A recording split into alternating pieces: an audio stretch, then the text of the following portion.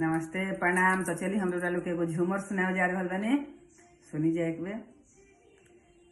अरे का कैल राजा अंग्रेजी अतना पढ़ के, का कैल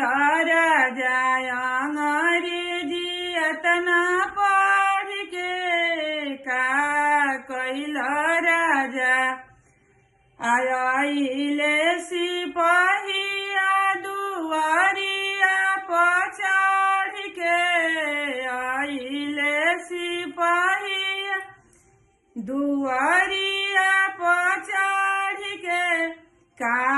कैल राजा अंग्रेजी अतना पढ़ के, का कैल राजा अंग्रेजी अतना पढ़ के। सास के ले गइल जेला में, ससुर के ले गइल जेला में, सास के ले गइल जेला में, ससुर के ले गइल जेला में, फुआ के ले गइले बहिया में भर के, फुआ के ले गइले बहिया में भर के, का कैल राजा अंग्रेजी अतना पढ़ के,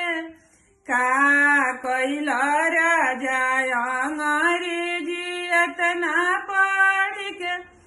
ए भसुर गइले जेला में, जेठानी गइली जेला में, भसुर गइले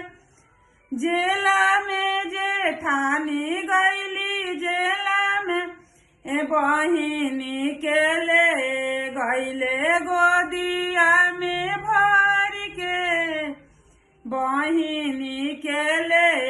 गइले गोदिया में भर के, का कैल राजा अंग्रेजी अतना पढ़ के, का कैल राजा अंग्रेजी अतना पढ़ के, का कैल राजा अंग्रेजी अतना पढ़ के।